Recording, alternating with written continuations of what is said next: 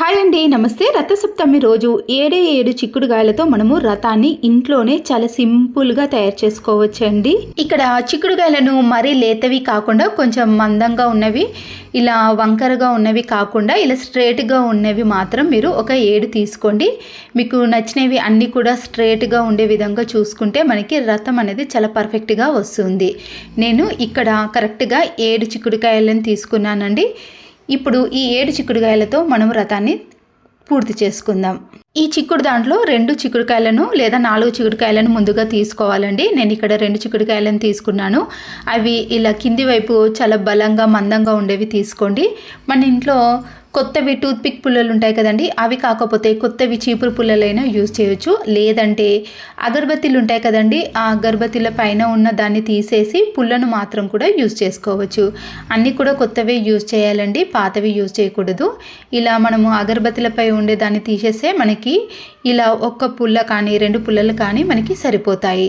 నేను ఇక్కడ టూత్పిక్ని యూజ్ చేస్తున్నానండి, ఎందుకంటే కొంచెం ఇది షార్ప్గా ఉంటుంది కాబట్టి ఈజీగా చిక్కుడుకాయలోకి వెళ్ళిపోతుంది. ఇక్కడ కింది వైపు మాత్రం నేను ఇలా పెద్ద సైజులో ఉన్న 2 చిక్కుడుకాయలను తీసుకొని టూత్పిక్తో 2 వైపులా కూడా స్ట్రైట్గా ఇలా పెట్టేసేయండి. ఇదే మాదిరిగా మరొక టూత్పిక్ని తీసుకొని ఇలా చివరి వైపు ఎలా గుచ్చేసామో అదే విధంగా ఇలా 2 వైపులా కూడా సేమ్ వచ్చే విధంగా టూత్పిక్తో గుచ్చేసేయండి.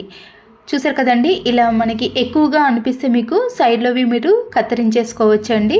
2 వైపులా కూడా సరి సమానంగా ఉన్నాయో చూసుకున్నాక దాన్ని ఇలా కింద పెట్టేసుకొని మరొక 2 టూత్పిక్లను తీసుకొని ఇప్పుడు ఎలాగా 2 చిక్కుడుకాయలను తీసుకొని ఎలా పెట్టేసుకున్నామో అలాగే చివర్లో 2 టూత్పిక్ పుల్లలతో అలాగే గుచ్చేసేయండి. ఇలా మనము పూర్తిగా 4 చిక్కుడుకాయలతో సేమ్ ఇలాగే చేసుకోవాలండి. ఇప్పుడు ఇలా పైన పెట్టేసుకోవడానికి మనము టూత్పిక్ని కానీ లేదా చీపురు పుల్లను కానీ అగరబత్తి పుల్లను కానీ ఏదైనా తీసుకోవచ్చండి.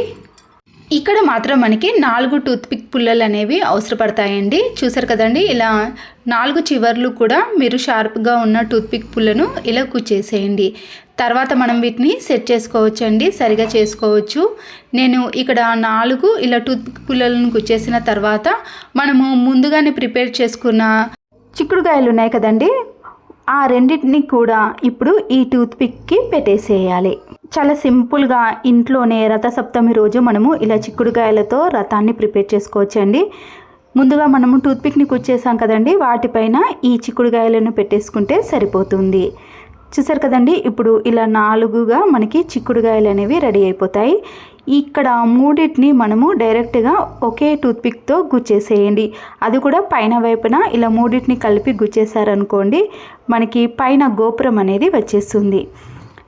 ఇలా 3టిని గుచ్చేసిన తర్వాత వీడియోలో చూపించిన మాదిరిగా ఎక్స్ట్రా ఉన్నది దీన్ని తీసేయండి.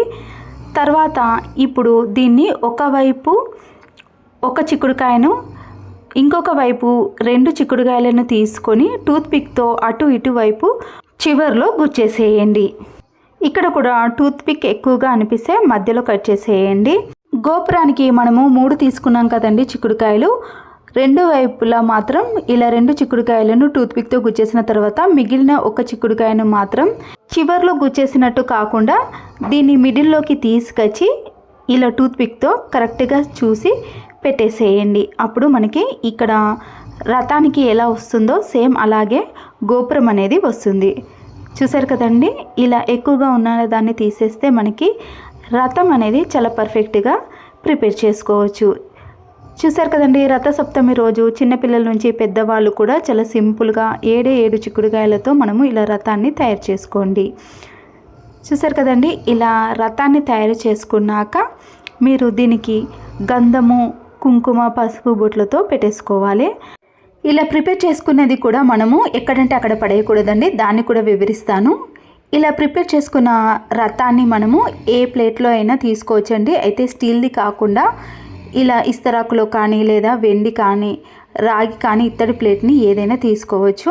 చిక్కుడు ఆకులను నీటితో శుభ్రంగా కడగటం కానీ లేదా ఏదైనా క్లాత్తో నీట్గా తుడిచేసి మనము తయారు చేసుకునే రథాన్ని ఎక్కడైతే పెట్టుకుంటామో ఆ ప్లేస్లో ఇలా ఆకులను పరిచేసుకోండి.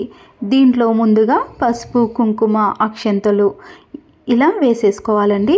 ఇలా వేసుకున్న తర్వాత మనము తయారు చేసుకున్న ఈ రథం ఉంది కదండి, ఇప్పుడు ఈ రథానికి కొంచెం గంధంని వాటర్లో కలిపేసి గంధం బొట్లు అలాగే పసుపు కుంకుమ బొట్లు అనేవి ఈ రథానికి పెట్టేసేయాలి. ఈ గంధం బొట్లను ఇలా చిక్కుడుకాయ చివర్లో అలాగే మధ్యలో ఇలా అన్ని వైపులా కూడా పెట్టేసుకోవాలండి.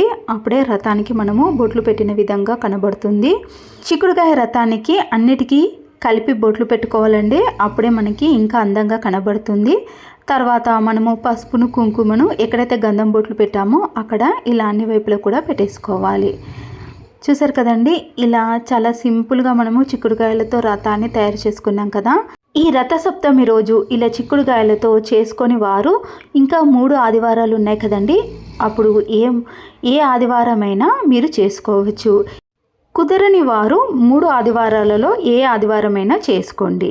ఈ చిక్కుడుకాయల రథాన్ని మనము ఇలా ప్లేట్లో పెట్టేసుకొని చుట్టూ కూడా పువ్వులను కూడా అలంకరించేసుకోవాలి. సూర్య భగవానికి మనము పొద్దున నమస్కారం చేసుకుంటాం కాబట్టి రథసప్తమి రోజు సూర్య భగవానుడు అస్తమించక ముందే తెల్లవారుజామున లేచి తలంటు స్నానం చేసిన తర్వాత ఇంటి ముందు మనము రథం ముగ్గు ఖచ్చితంగా వేసుకోవాలి. ఇలా రథం ముగ్గు వేసుకున్న తర్వాత మనము పూజ గదిలో ఈ చిక్కుడుకాయల రథాన్ని పెట్టుకొని పూజించుకున్నాక సూర్యభగవాన్ నమస్కారాలు చేసుకొని మరుసటి రోజు ఈ చిక్కుడుకాయల రథాన్ని మాత్రం మీరు ఎక్కడంటే అక్కడ పడేయకూడదండి. దాన్ని నీరు పారే నదులలో కానీ నీళ్ళల్లో కానీ తొక్కని ప్రదేశంలో కానీ లేదా చెట్లు ఉండే ప్రదేశంలో కానీ ఈ రథాన్ని వేయాలి. వీడియోలో చూపించిన మాదిరిగా రథానికి 4 వైపులా కూడా ఇలా పువ్వులను పెట్టేసుకొని పైన గోపురానికి కూడా ఒక పువ్వును పెట్టేసేయండి. చూసారు కదండి, చిక్కుడుకాయలతో మనము ఇలా రథాన్ని చాలా సింపుల్గా తయారు చేసుకోవచ్చు. ఇక్కడ రథాన్ని తయారు చేసుకునే విధానాన్ని మీకు చాలా వివరంగా చాలా క్లియర్గా అర్థమయ్యేలా చూపించాను కదండి. మీరు రథసప్తమి రోజు ఇలా రథాన్ని తయారు చేసుకొని దీన్ని మరుసటి రోజు కూడా ఏమి చేయాలనో కూడా చెప్పేశాను కదండి. మాఘమాసంలో శుక్లపక్షంలో వచ్చే సప్తమిని రథసప్తమినిగా పిలుస్తారండి. రథసప్తమి పేరు ఎందుకు వచ్చిందంటే ఈరోజు గ్రహాలు నక్షత్రాలు అన్నీ కలిసి కూడా ఒక రథం ఆకారంలో కనబడతాయి కాబట్టి దీన్ని రథసప్తమిగా పిలుస్తున్నారు. ఈ రోజు నుంచి సూర్యుడి గమనం అనేది వేగంగా పెరుగుతుంది కాబట్టి మనకి తర్వాత కూడా ఎండలు అనేవి చాలా ఎక్కువగా పెరుగుతాయి. చూసారు కదండి, రథసప్తమి అనే పేరు ఎందుకు వచ్చింది అనేది తెలుసుకున్నారు కదా. ఈ వీడియో నచ్చితే తప్పకుండా ఒక లైక్ చేసి తెలియని వారి కోసం మీ ఫ్రెండ్స్కి కానీ రిలేటివ్స్కి షేర్ చేయండి. మరో వీడియోతో మళ్ళీ కలుద్దాం. Thanks for watching.